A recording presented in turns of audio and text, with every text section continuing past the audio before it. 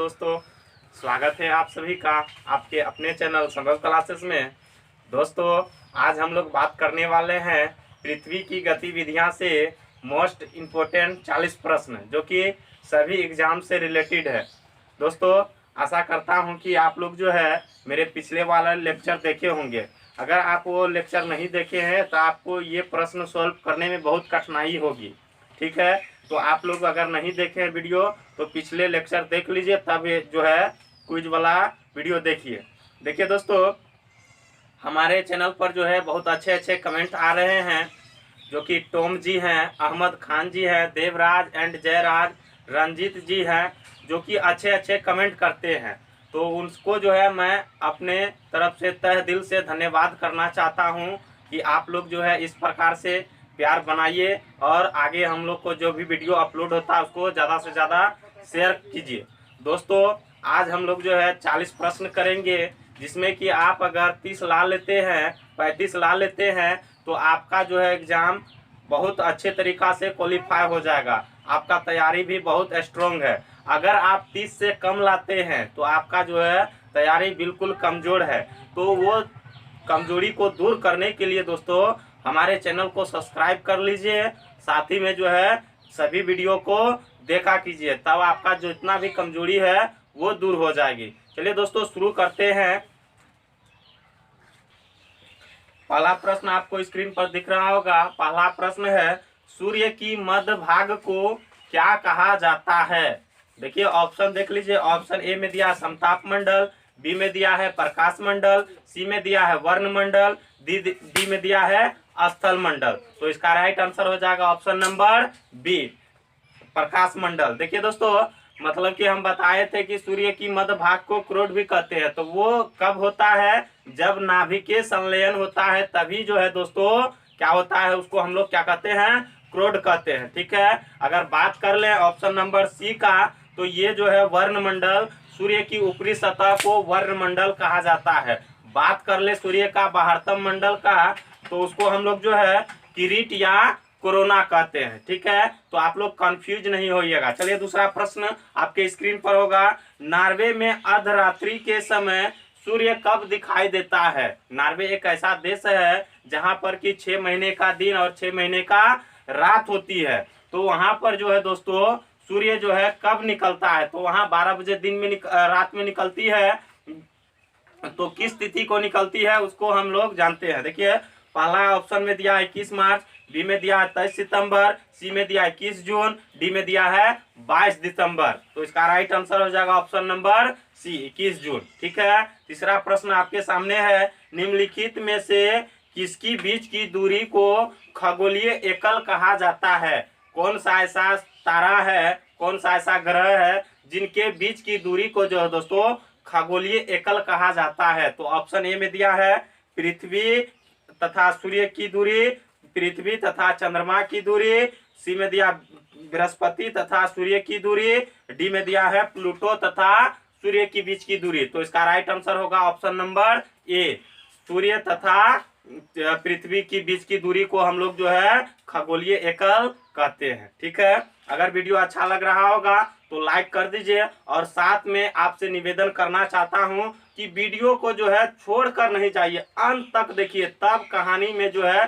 जितना भी ट्विस्ट होता है आपको समझ में आ जाएगा। ठीक है, तो चलते हैं चौथा प्रश्न की तरफ। उत्तरी ध्रुव की खोज किसने की थी? तो ऑप्शन में देख लीजिए। ऑप्शन में ए में दिया है रॉबर्ट पियरी, सी में दिया है एम डीन, सी में दिया है तममान, डी में दिया है जॉन कैविट। तो इसका राइट आंसर होगा ऑप्शन नंबर ए, क्या होगा? रॉबर्ट पियरी।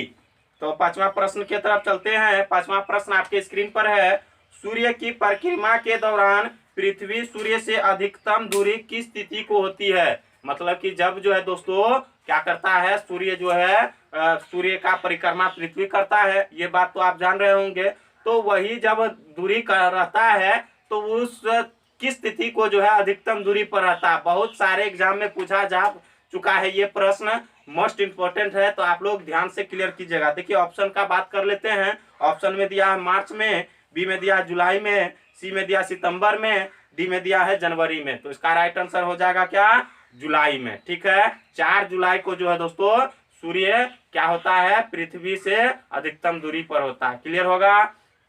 छठा प्रश्न की तरफ चलते हैं। छठा प्रश्न है, पृथ्वी अपने अक्ष पर एक चक्कर कितने समय में पूरा कर लेती है। पृथ्वी जो है दोस्तों अपने अक्ष पर परिक्रमा करने में, घूर्णन करने में कितना समय लेती है। तो आप लोग जो है जल्द से कमेंट करके हमको बता दीजिए इस प्रश्न का जवाब, जल्दी से बताइए।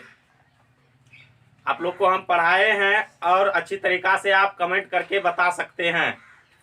चलिए कमेंट करके बता दीजिएगा। देख लीजिए ऑप्शन ए का बात कर लेते हैं, 24 घंटा, बी में दिया 23 घंटा 56 मिनट, सी में दिया है 23 घंटा 30 मिनट, डी में दिया 23 घंटा 56 मिनट 4 सेकेंड। तो इसका राइट आंसर क्या होगा, ऑप्शन नंबर बी, एग्जैक्टली का बात कर रहे हैं। ये नहीं कि जो है हम लोग जो है 24 घंटा गिनते हैं, वो नहीं, एग्जैक्टली कितना समय लगता है उसके बारे में बात कर लेते हैं। तो 23 घंटा कितना लगता है, 23 घंटा 56 मिनट 4 सेकेंड समय लगता है अपने अक्ष पर। ठीक है, अगर हम लोग मानते हैं कितना, 24 घंटा मानते हैं। अगर ये नहीं दिया रहेगा तो आप 24 घंटा इत्मीनान से लगा सकते हैं। चलते हैं 7वां प्रश्न की तरफ।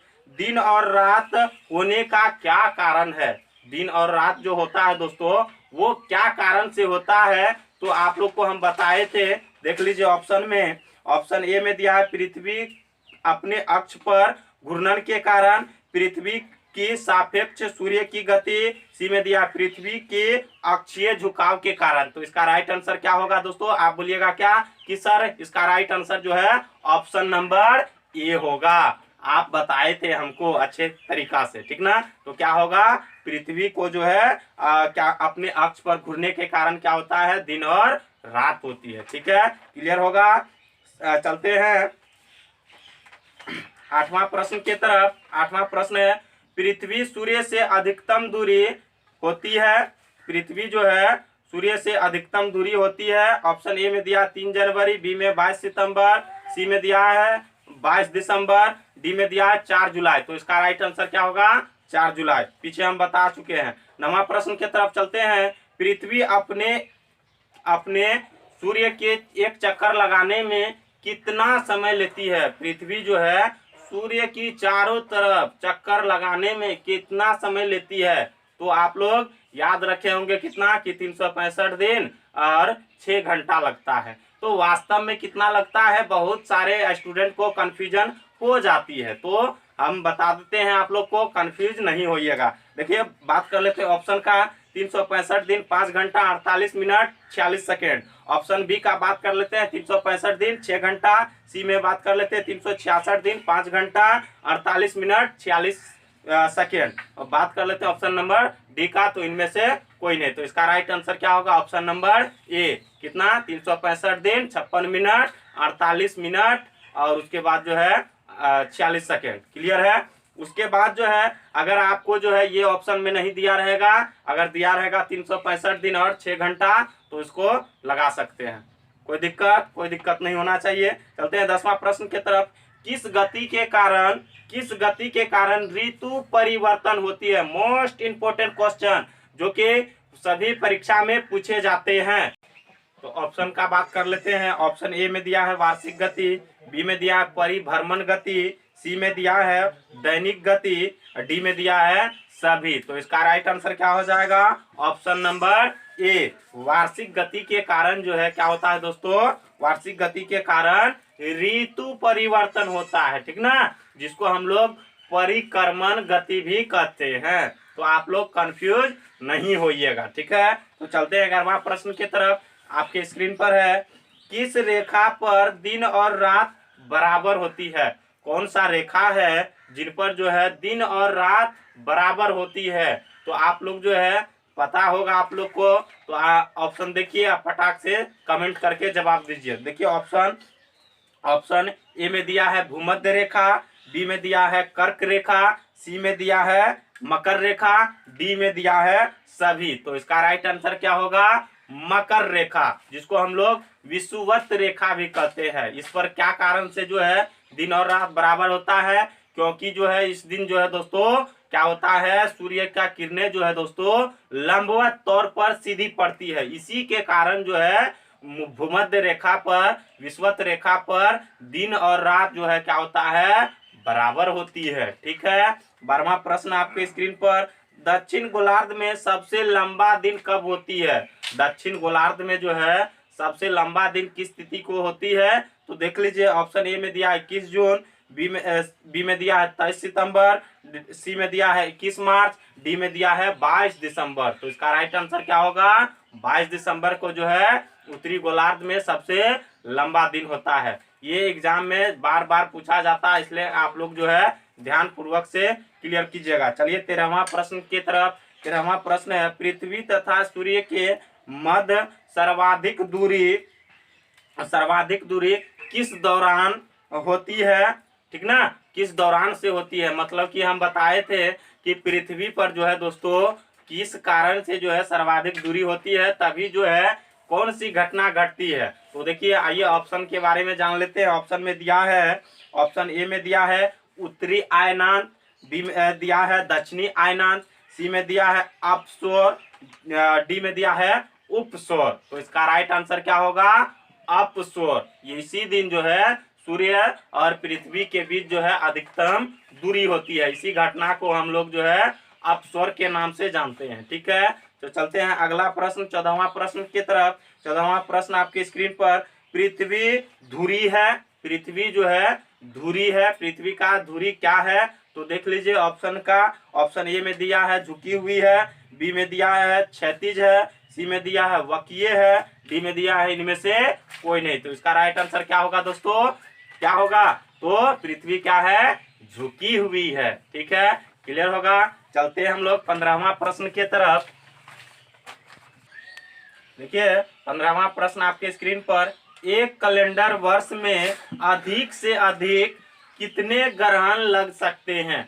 हम बताए थे आप लोग को कि एक वर्ष में जो है दोस्तों अधिक से अधिक कितने ग्रहण लग सकते हैं। तो ऑप्शन में देख लीजिए, ऑप्शन ए में दिया है 4, बी में दिया है 7, सी में दिया है 9, डी में दिया है 2। तो इसका राइट आंसर क्या होगा? Option number 7। एक वर्ष में जो है 7 चंद्र ग्रहण लग सकता है, 7 सूर्य ग्रहण लग सकता है। ठीक है, क्लियर होगा। 16वां प्रश्न के तरफ चलते हैं।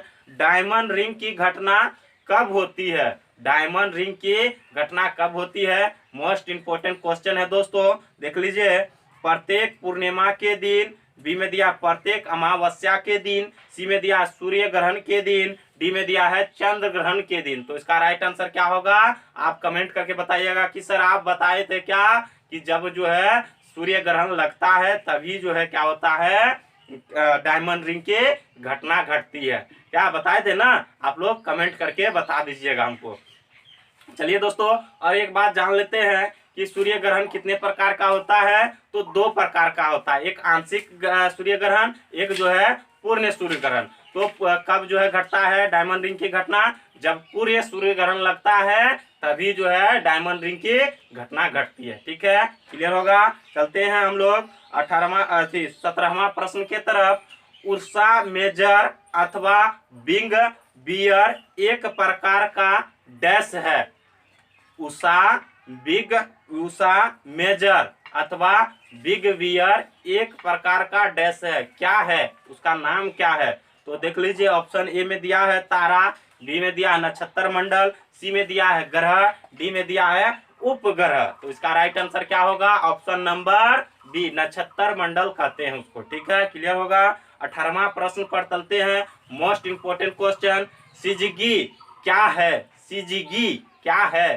तो देख लीजिए, ऑप्शन हम बताए थे कि सिजगी जो है की घटना कब घटती है, युवती और वियुवती की घटना कब घटती है। तो अभी हम लोग जान लेते हैं। देखिए, ऑप्शन ए में दिया है सूर्य, पृथ्वी तथा चंद्रमा की एक सीधी रेखा में स्थित होना, बी में दिया है सूर्य तथा चंद्रमा के बीच पृथ्वी की स्थिति, उसके बाद सी में दिया है सूर्य, चंद्रमा और पृथ्वी की स्थिति, डी में दिया है सूर्य पृथ्वी की बीच की स्थिति। तो इसका राइट आंसर क्या होगा? Option number A. क्या बताए थे कि जब दोस्तों पृथ्वी हो, चंद्रमा हो और सूर्य एक सीधी रेखा में हो, एक सीधी रेखा में हो जो कि लंबवत तौर पर सीधी हो, जो उसी घटना को हम लोग क्या कहते हैं, सिजकी कहते हैं। ठीक है, तो आप लोग कंफ्यूज नहीं होइएगा, ठीक ना। इसी घटना को जो है क्या होता है, उच्च ज्वार का अनुभव किया जाता है, उच्च ज्वार, ठीक ना।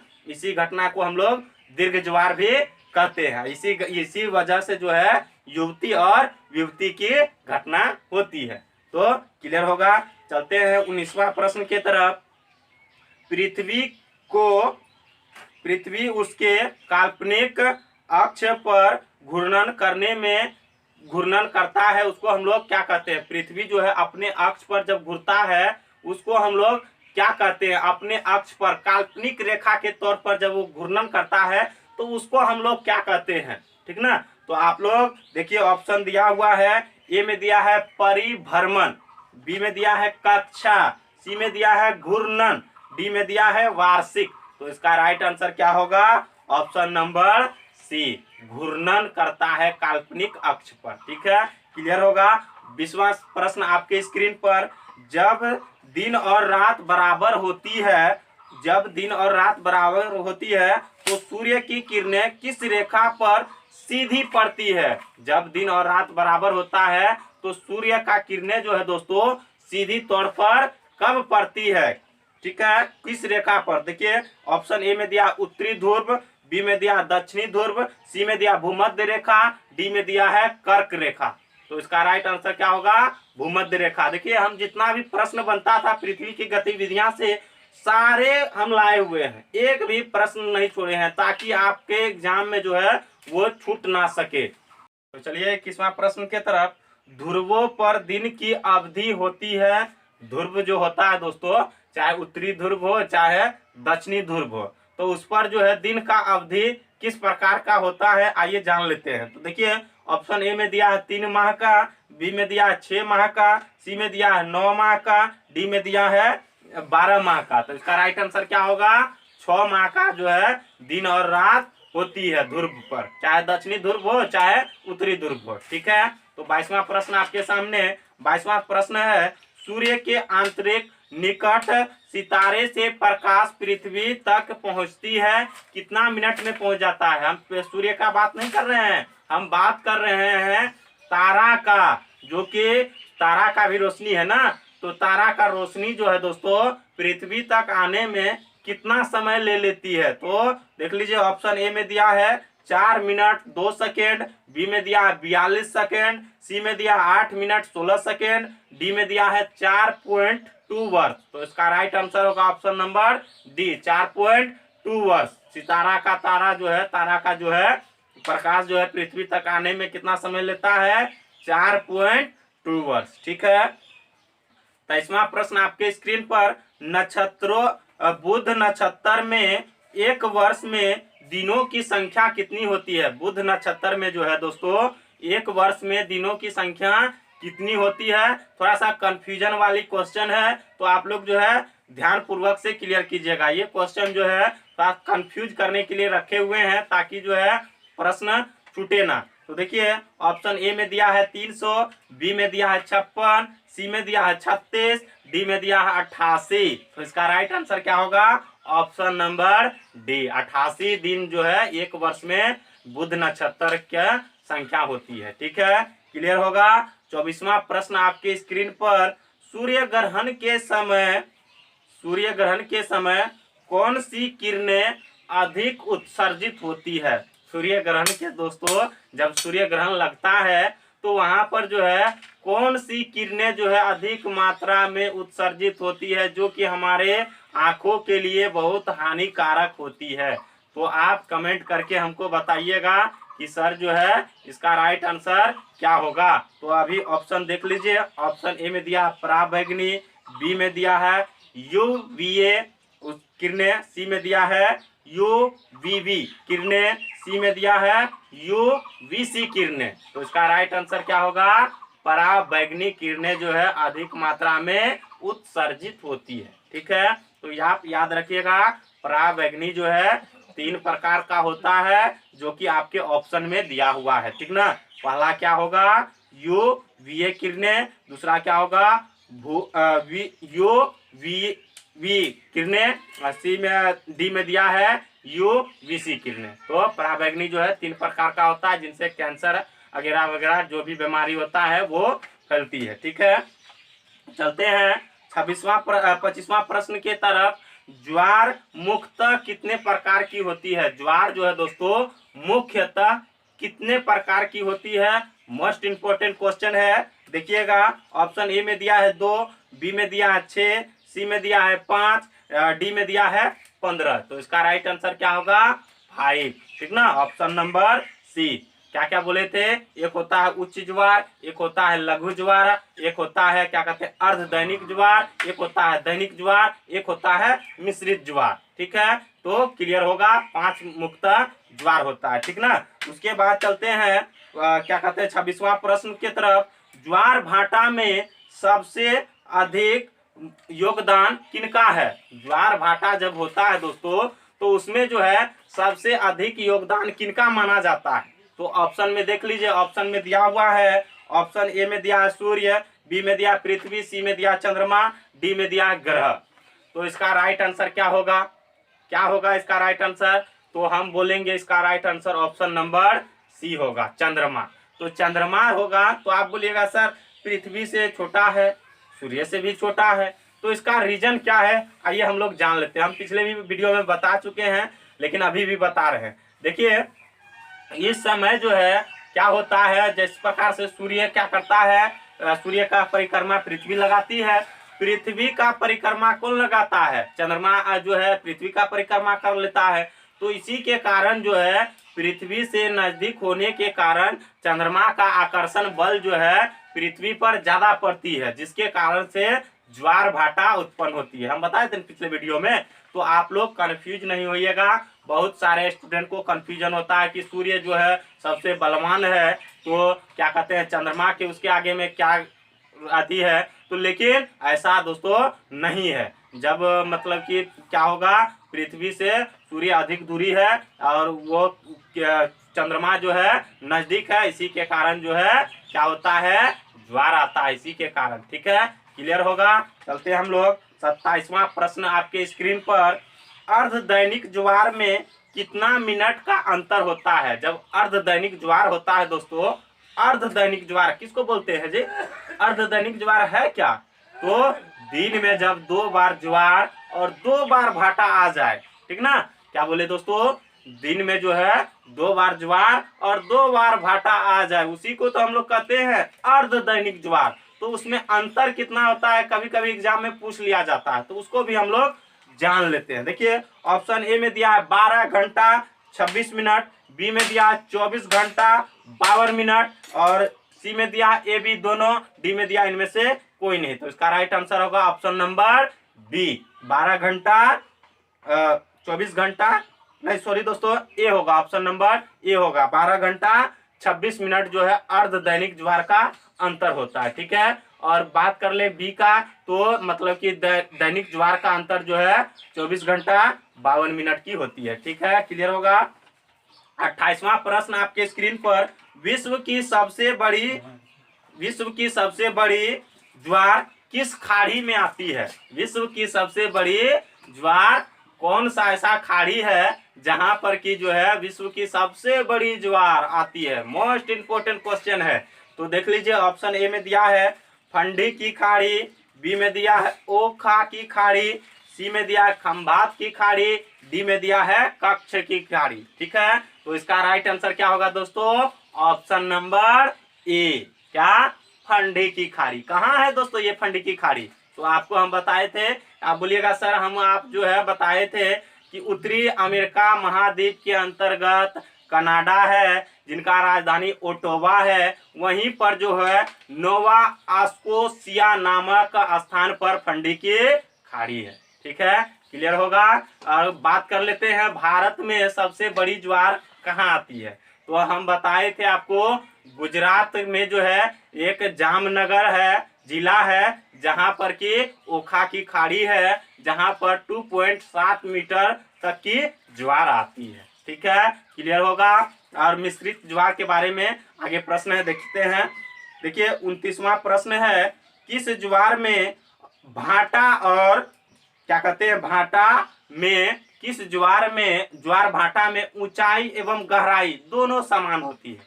कौन सा ऐसा ज्वार है दोस्तों जिसमें कि क्या कहते हैं ऊंचाई भी समान होती है और साथ में क्या कहते हैं गहराई भी समान होती है? तो आइए बात कर लेते हैं ऑप्शन का।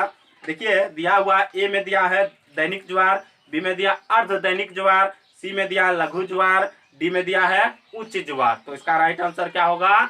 अर्ध दैनिक ज्वार में जो है दोस्तों क्या कहते हैं ऊंचाई भी समान होती है, गहराई भी समान होती है। क्लियर होगा? चलते हैं हम लोग आगे 30वां प्रश्न की तरफ। किस कारण से प्रत्येक स्थान पर 2 बार ज्वार आ जाता है?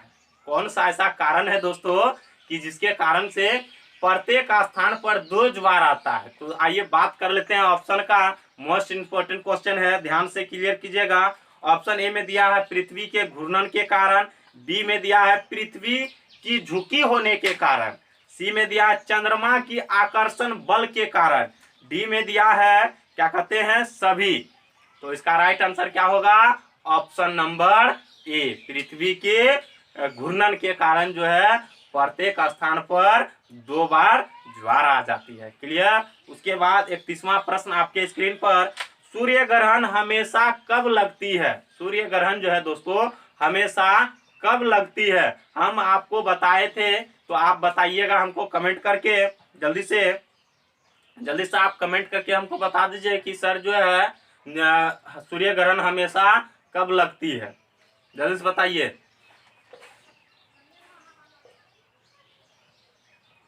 चलिए बता दीजिएगा आप लोग।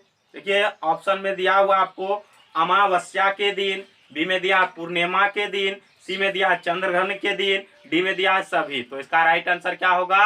अमावस्या के दिन जो है हमेशा सूर्य ग्रहण लगता है। चंद्र ग्रहण कब लगता है? हमेशा पूर्णिमा के दिन लगता है। ठीक ना? क्लियर होगा? अब देखिए 32वां प्रश्न। ऋतु परिवर्तन की कितनी अवस्था होती है? ऋतु परिवर्तन की कितनी अवस्था होती है? तो ऑप्शन का बात कर लेते हैं। ऑप्शन ए में दिया 4, बी में दिया 3, सी में दिया 2, डी में दिया है 1। तो इसका राइट आंसर क्या होगा दोस्तों? Option number A. क्या होता है? 4 प्रकार का ऋतु परिवर्तन होता है। ठीक ना? तो चलते हम लोग 33वां प्रश्न। दिन और रात छोटा बड़ा किस गति के कारण होती है? दिन और रात जो है कभी छोटा हो जाता है, कभी बड़ा हो जाता है, कभी बराबर हो जाता है। इसका क्या रीजन है, क्या कारण होगा जिसके कारण से ये घटना घटती है? तो आइए हम लोग बात कर लेते हैं। वीडियो छोड़कर नहीं जाइए, लास्ट तक देखिए, तब आपको जो है सारा कंसेप्ट समझ में आ जाएगा। ठीक है? अगर वीडियो अच्छा लग रहा होगा साथ में लाइक भी करते जाइए। ठीक ना? तो चलिए ऑप्शन ए में दिया है परिक्रमण गति, बी में दिया है घूर्णन गति, सी में दिया है वार्षिक गति। ठीक ना? तो इसका राइट आंसर क्या होगा? ऑप्शन नंबर क्या कहते हैं डी, ए बी दोनों। परिक्रमण गति के कारण भी होता है, वार्षिक गति के कारण भी होता है। तो ऑप्शन नंबर ए बी ए सी दोनों हो जाएगा। ठीक है? चलते हैं 34वां प्रश्न आपके स्क्रीन पर। पृथ्वी सूर्य की चारों चक्कर किस मार्ग के द्वारा लगता है? पृथ्वी जो है सूर्य की चारों चक्कर कौन सा मार्ग से चक्कर पूरा कर लेता है? एक चक्कर लगाने में पृथ्वी जो है कौन सा मार्ग के द्वारा लगाता है? आइए जान लेते हैं। ऑप्शन ए में दिया है अंडाकार, बी में दिया है भूकक्षा, सी में दिया है दीर्घवृत्ताकार और डी में दिया है सभी। तो इसका क्या होगा आंसर? जल्दी से प्रोवाइड कीजिए हमको, जल्दी से आप लोग कमेंट करके बताइए। देखते हैं कितने बच्चे इस प्रश्न का जवाब दे पाते हैं।